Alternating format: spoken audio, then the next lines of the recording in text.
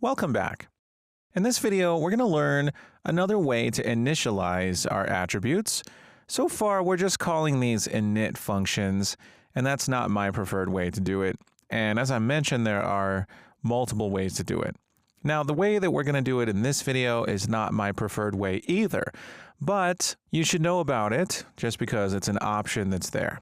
And that's to initialize the attributes with a data table. Now, my preferred method is through a gameplay effect, and that's the method I see most commonly, but for educational purposes, we're going to cover how to do it from a data table. And to do that, I'd like to add some more attributes to our attribute set, because this project is going to involve more than just health and mana. So I'm going to open my Aura attribute set header file. And before I do that, I'm going to close all other tabs except for the CPP file, and then head on over to the header file, and let's just go through the boilerplate steps to add a few more attributes. Now, these are my vital attributes, at least what I'm calling vital attributes. So I'm going to add a multi-line comment here that says vital attributes. And the attributes that I'd like to add now, I'm going to categorize a little bit differently. I'm going to call these my primary attributes, and these are going to be my RPG style attributes, strength, intelligence, and what have you. Now, I'm just going to have 4 primary attributes, and I understand that many RPGs have more than 4. You can even have less than 4 primary attributes. Really, it depends on your design, but I'd like to have 4 primary attributes. And those 4 primary attributes are going to be strength. So I'm going to have an F gameplay attribute data called strength. And I'm going to have the same uProperty specifiers as my other vital attributes, except we're going to need to change a couple things, right? For one, I want my category to say primary attributes, and strength needs its own rep notify called onRepStrength. So I'm just going to type it here, even though it doesn't exist yet, and then I'll make the rep notify in a second. But I also want to use my attribute accessors macro for strength, and I'm going to change this to say strength instead of health. And I'll go ahead and make my rep notify. I'm just going to copy one of the others, paste it here, and call this onRepStrength. And its input will be old strength. And I'm going to generate the definition and use the same macro gameplay attribute rep notify. It's going to be the strength attribute, and it's going to take in old strength as well. Okay, that's not the only thing we need to do, is it? We also have a couple other steps. One of those is to go all the way up to get lifetime replicated props and add strength. I'm going to add a space between the vital and primary attributes. In fact, I'd like the primaries to be at the top, so I'm going to put those above everything else. And this will be the strength attribute. So there's that step.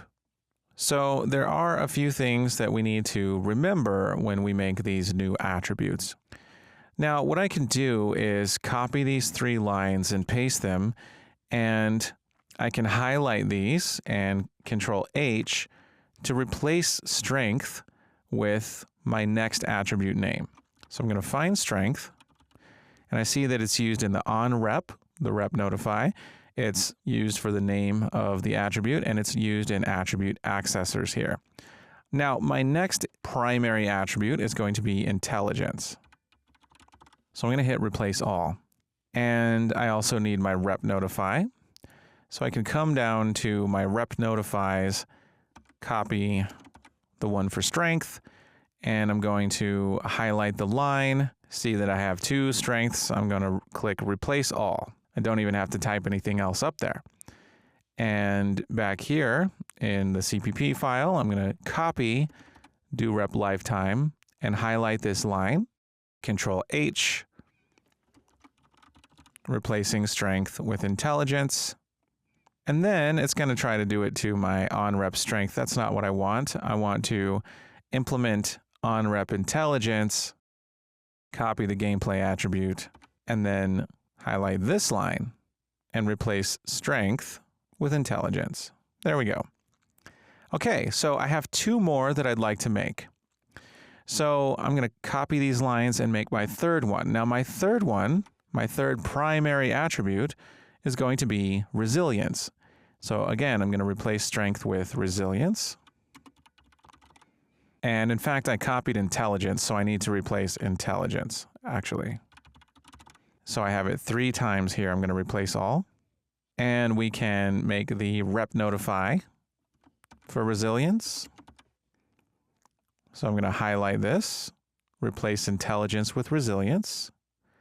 I'm going to generate the definition, get my boilerplate macro, and I'm just going to manually replace intelligence with resilience here. And then finally, back up to get lifetime replicated props, I'm going to add one for resilience. And one more. I'm going to have one more primary attribute, and I'm going to call this fourth one vigor. So I'm going to do the same steps again. And this time, I'm going to replace resilience with vigor. And we need the rep notify.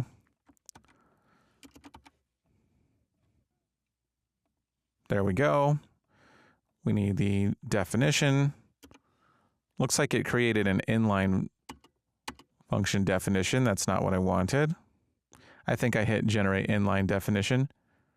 No, I didn't. It just gave me one. So I'm going to cut that and just paste it in my CPP file. Get my gameplay attribute rep notify and replace resilience with vigor. And we'll add it to get lifetime replicated props. Replacing resilience with vigor. Okay, so we have 4 new attributes. And I'm seeing that onRep vigor is not implemented, so that means I have a typo down here. No typo, it is implemented.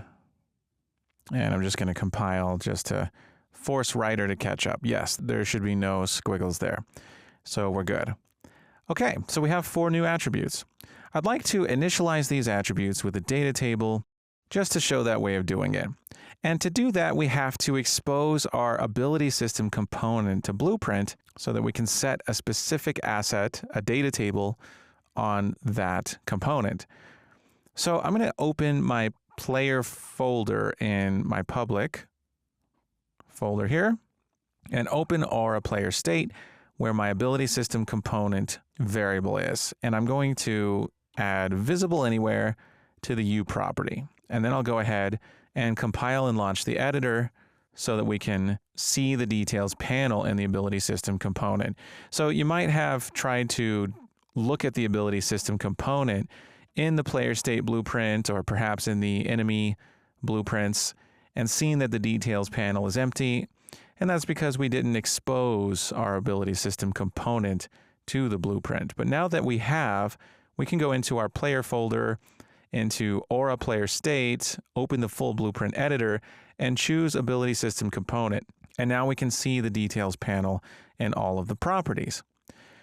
Now, if we want to use a data table to initialize some attributes, we have to add an element to this array under attribute test called default starting data. If we click plus, we now have this index, and you can see that it has an attributes property with a dropdown where you can choose an attribute set and a default starting table where you can choose a data table. Now, you can't just choose any data table.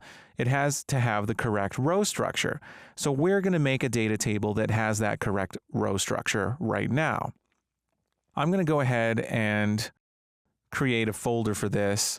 Let's go to Blueprints, and where can we put this? We can go to Ability System, right-click, New Folder, and make Data. And here in Data, we'll make a new data table by going to Miscellaneous, selecting Data Table, and which row structure do we want? Well, it's going to be attribute metadata. That's the structure that it has to be. Now we can click OK, and we can call this DT underscore initial primary values. And we can open it up, and we can start adding some rows to this. Now, if I click plus add, you'll see that we have new row with base value, minimum value, maximum value, derived attribute info, and can stack, which is a Boolean. So what do we fill this in with? Well, we can change the row name. And if we change the row name, we have to specify the attribute.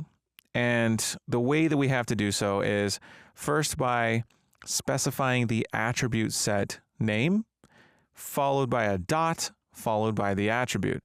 So we can say aura attribute set dot strength, for example, and we can specify a base value. So I'm going to say 10 for the strength, save, and go back to aura player state and set the properties on this index for default starting data. For attributes, I'm going to choose aura attribute set, and for default starting table, I'm going to choose DT initial primary values, compile, save, and let's press play.